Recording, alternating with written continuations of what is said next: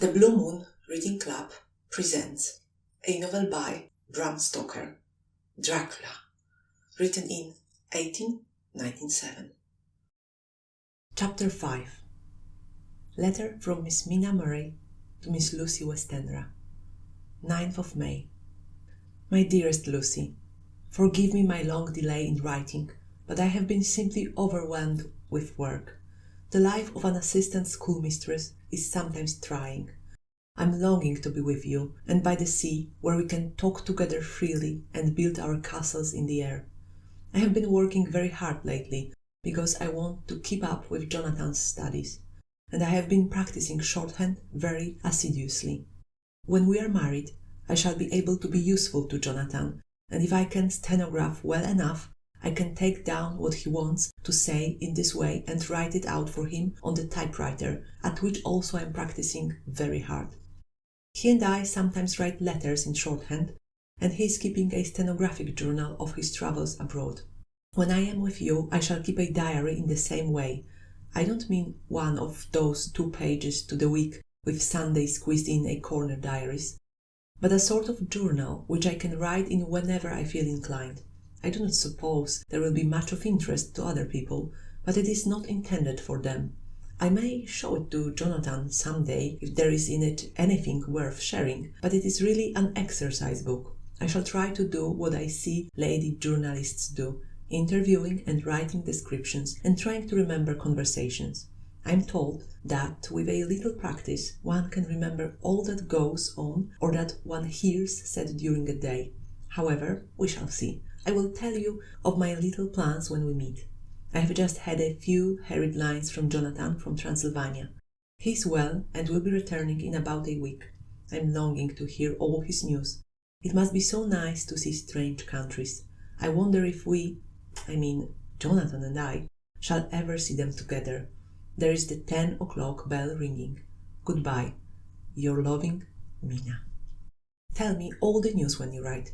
You have not told me anything for a long time. I hear rumors, and especially of a tall, handsome, curly-haired man. Letter, Lucy Westenra to Mina Murray, 17th, Chatham Street, Wednesday. My dearest Mina, I must say you tax me very unfairly with being a bad correspondent. I wrote to you twice since we parted, and your last letter was only your second. Besides, I have nothing to tell you. There's really nothing to interest you. Town is very pleasant just now, and we go a good deal to picture galleries and for walks and rides in the park. As to the tall, curly-haired man, I suppose it was the one who was with me at the last pop. Someone has evidently been telling tales. That was Mr. Holmwood. He often comes to see us, and he and Mamma get on very well together. They have so many things to talk about in common. We met some time ago a man that would just do for you if you were not already engaged to Jonathan. He's an excellent party, being handsome, well off, and of good birth. He's a doctor and really clever. Just fancy. He's only 29, and he has an immense lunatic asylum all under his own care.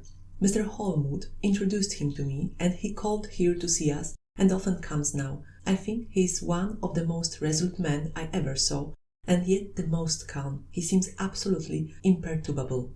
I can fancy what a wonderful power he must have over his patients. He has a curious habit of looking one straight in the face, as if trying to read one's thoughts. He tries this on very much with me, but I flatter myself he has got a tough nut to crack. I know that from my glass. Do you ever try to read your own face? I do, and I can tell you it is not a bad study, and gives you more trouble than you can well fancy if you have never tried it. He says that I afford him a curious psychological study, and I humbly think I do. I do not, as you know, take sufficient interest in dress to be able to describe the new fashions. Dress is a bore. That is slang again, but never mind. Arthur says that every day. There it is all out. Mina, we have told all our secrets to each other since we were children. We have slept together and eaten together and laughed and cried together, and now, though I have spoken, I would like to speak more. Oh, Mina, couldn't you guess? I love him. I'm blushing as I write, for although I think he loves me, he has not told me so in words. But oh, Mina, I love him. I love him, I love him. There, that does me good. I wish I were with you, dear, sitting by the fire, undressing as we used to sit, and I would try to tell you what I feel. I do not know how I'm writing this even to you. I'm afraid to stop, or I should tear up the letter, and I don't want to stop, for I do so want to tell you all. Let me hear from you at once, and tell me all that you think about it. Mina, I must stop. Good night. Bless me in your prayers, and Mina, pray for my happiness. Lucy. Postscriptum. I need not tell you this is a secret. Good night again. L. Letter. Lucy Westenra to Mina Murray, 24th of May. My dearest Mina, thanks and thanks and thanks again for your sweet letter. It was so nice to be able to tell you and to have your sympathy. My dear, it never rains but it pours. How true the old proverbs are. Here am I, who shall be 20 in September, and yet I never had a proposal till today. Not a real proposal. And today I have had 3. Just fancy, 3 proposals in one day. Isn't it awful? I feel sorry, really and truly sorry, for 2 of the poor fellows. Oh, Mina, I'm so happy that I don't know what to do with myself. And 3 proposals. But for goodness sake, don't tell any of the girls, or they would be getting all sorts of extravagant ideas and imagining themselves injured and slighted if in their very first day at home they did not get 6 at least. Some girls are so vain. You and I, Mina dear, who are engaged and are going to settle down soon soberly into old married women, can despise vanity. Well, I must tell you about the 3, but you must keep it a secret, dear, from everyone, except, of course, Jonathan. You will tell him, because I would if I were in your place. Certainly tell Arthur. A woman ought to tell her husband everything. Don't you think so, dear? And I must be fair. Men, like women, certainly their wives to be quite as fair as they are. And women, I'm afraid, are not always quite as fair as they should be. Well, my dear, number 1 came just before lunch. I told you of him, Dr. John Seward, the lunatic asylum man with the strong jaw and the good forehead. He was very cool outwardly, but was nervous all the same. He had evidently been schooling himself as to all sorts of little things, and remembered them, but he almost managed to sit down on his silk hat, which men don't generally do when they are cool, and then, when he wanted to appear at ease, he kept playing with a lancet in a way that made me nearly scream. He spoke to me, Mina, very straightforwardly. He told me how dear I was to him, though he had known me so little, and what his life would be with me to help and cheer him. He was going to tell me how unhappy he would be if I did not care for him, but when he saw me cry, he said that he was a brute and would not add to my present trouble. Then he broke off and asked if I could love him in time, and when I shook my head, his hands trembled. And then, with some hesitation, he asked me if I cared already for anyone else. He put it very nicely, saying that he did not want to wring my confidence from me, but only to know, because if a woman's heart was free, a man might have hope. And then, Mina, I felt a sort of duty to tell him that there was someone. I only told him that much, and then he stood up, and he looked very strong and very grave as he took both my hands in his, and said he hoped I would be happy, and that if I ever wanted a friend, I must count him one of my best. Oh, Mina, dear, I can't help crying, and you must excuse this letter being all blotted.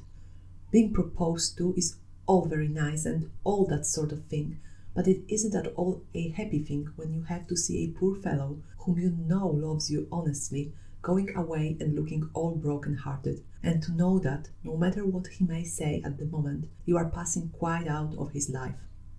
My dear, I must stop here at present. I feel so miserable, though I am so happy. Evening. Arthur has just gone, and I feel in better spirits than when I left off, so I can go on telling you about the day. Well, my dear, number 2 came after lunch. He's such a nice fellow, an American from Texas, and he looks so young and so fresh that it seems almost impossible that he has been to so many places and has had such adventures. I sympathize with poor Desdemona when she had such a dangerous dream poured in her ear, even by a black man. I suppose that we women are such cowards that we think a man will save us from fears and will marry him. I know now what I would do if I were a man and wanted to make a girl love me. No, I don't, for there was Mr. Morris telling us his stories, and Arthur never told any, and yet, my dear, I am somewhat previous. Mr. Quincy P. Morris found me alone. It seems that a man always does find a girl alone. No, he doesn't, for Arthur tried twice to make a chance, and I helping him all I could. I'm not ashamed to say it now. I must tell you beforehand that Mr. Morris doesn't always speak slang. That is to say, he never does so to strangers or before them, for he is really well educated and has exquisite manners. But he found out that it amused me to hear him talk American slang, and whenever I was present, and there was no one to be shocked, he said such funny things. I am afraid, my dear, he has to invent it all, for it fits exactly into whatever else he has to say. But this is a way slang has. I do not know myself if I shall ever speak slang.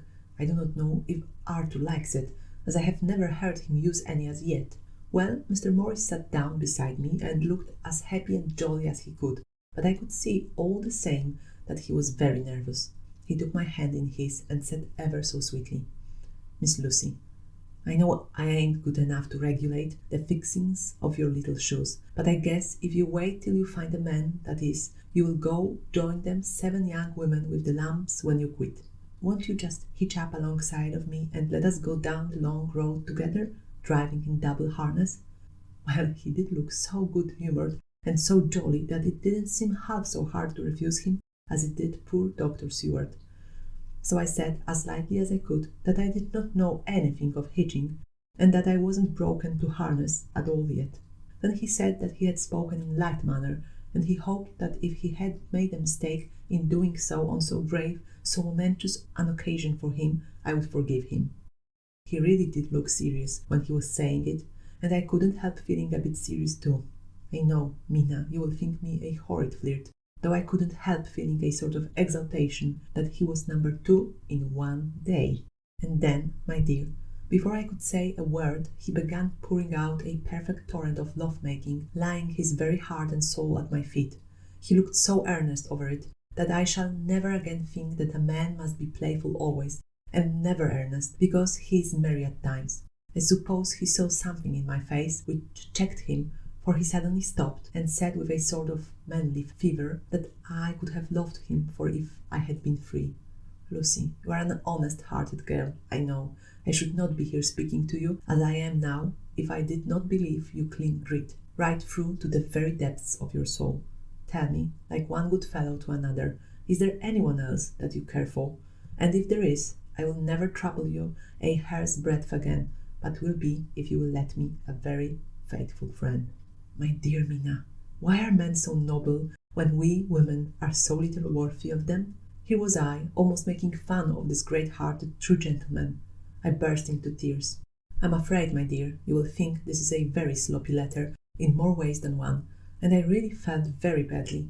Why can't they let a girl marry 3 men, or as many as want her, and save all this trouble? But this is heresy, and I must not say it. I am glad to say that, though I was crying, I was able to look into Mr. Morris's brave eyes, and I told him out straight, yes, there is someone I love, though he has not told me yet that he even loves me. I was right to speak to him so frankly, for quite a light came into his face, and he put out both his hands and took mine. I think I put them into his, and said in a hearty way, that's my brave girl. It's better worth being late for a chance of winning you than being in time for any other girl in the world. Don't cry, my dear. If it's for me, I'm a hard nut to crack, and I take it standing up. If that other fellow doesn't know his happiness, well, he'd better look for it soon, or he will have to deal with me. Little girl, your honesty and pluck have made me a friend, and that's rarer than a lover. It's more unselfish anyhow. My dear, I'm going to have a pretty lonely walk between this and Kingdom Come. Won't you give me one kiss? It will be something to keep off the darkness now and then. You can, you know, if you like. For that other good fellow, he must be a good fellow, my dear, and a fine fellow, or you could not love him, hasn't spoken yet. That quite won me, Mina, for it was brave and sweet of him, and noble too, to a rival, wasn't it? And he so said. So I leaned over and kissed him. He stood up with my 2 hands in his, and as he looked down into my face, I'm afraid I was blushing very much, he said. "Little girl, I hold your hand and you've kissed me, and if these things don't make us friends, nothing ever will. Thank you for your sweet honesty to me, and goodbye." He wrung my hand and, taking up his hat, went straight out of the room without looking back, without a tear or a quiver or a pause, and I am crying like a baby. Oh, why must a man like that be made unhappy when there are lots of girls about who would worship the very ground he trod on? I know I would if I were free. Only I don't want to be free, my dear. This quite upset me, and I feel I cannot write of happiness just at once, after telling you of it. And I don't wish to tell of the number 3 until it can be all happy. Ever your loving, Lucy. Postscriptum. Oh, about number 3. I needn't tell you of number 3, need I? Besides, it was all so confused. It seemed only a moment from his coming into the room till both his arms were round me and he was kissing me. I'm very, very happy, and I don't know what I have done to deserve it. I must only try in the future to show that I am not ungrateful to God for all his goodness to me in sending to me such a lover, such a husband, and such a friend. Goodbye. Dr. Seward's Diary. Kept in phonograph. 25th of May. Ebb tide in appetite today. Cannot eat, cannot rest, so diary instead. Since my rebuff of yesterday, I have a sort of empty feeling. Nothing in the world seems of sufficient importance to be worth the doing. As I knew that the only cure for this sort of thing was work, I went down amongst the patients. I picked out one who has afforded me a study of much interest. He is so quaint that I am determined to understand him as well as I can. Today I seem to get nearer than ever before to the heart of his mystery. I questioned him more fully than I had ever done, with a view to making myself master of the facts of his hallucination. In my manner of doing it, there was, I now see, something of cruelty. I seemed to wish to keep him to the point of his madness, a thing which I avoid with the patients as I would the mouth of hell. Memory. Under what circumstances would I not avoid the pit of hell? Omnia Rome venalia sunt. Hell has its price. Verb sap. If there be anything behind this instinct, it will be valuable to trace it afterwards accurately, so I had better comments to do so, therefore. R. M. Renfield. Etat 59. Sanguine temperament. Great physical strength. Morbidly excitable. Periods of gloom, ending in some fixed idea which I cannot make out. I presume that the sanguine temperament itself and the disturbing influence end in a mentally accomplished finish. A possibly dangerous man, probably dangerous if unselfish. In selfish men, caution is as secure an armor for their foes as for themselves. What I think of on this point is, when self is the fixed point, the centripetal force is balanced with the centrifugal. When duty, a cause, etc. is the fixed point, the latter force is paramount, and only accident or a series of accidents can balance it. Letter. Quincy P. Morris to Hon. Arthur Holmwood. 25th May. My dear Art, we've told yarns by the campfire in the prairies, and dressed one another's wounds after trying a landing at the Marquesas, and drunk healths on the shore of Titicaca. There are more yarns to be told, and other wounds to be healed, and another health to be drunk. Won't you let this be at my campfire tomorrow night? I have no hesitation in asking you, as I know a certain lady is engaged to a certain dinner party, and that you are free. There will only be one other, our old pal at the Korea, Jack Seward. He's coming, too, and we both want to mingle our whips over the wine cup, and to drink a health with all our hearts to the happiest man in all the wide world, who has won the noblest heart that God has made, and the best worth winning. We promise you a hearty welcome, and a loving greeting, and a health as true as your own right hand. We shall both swear to leave you at home if you drink too deep to a certain pair of eyes. Come, yours as ever and always, Quincy P. Morris. Telegram from Arthur Holmwood to Quincy P. Morris. 26th of May. Count me in every time. I bear messages which will make both your ears tingle. Art.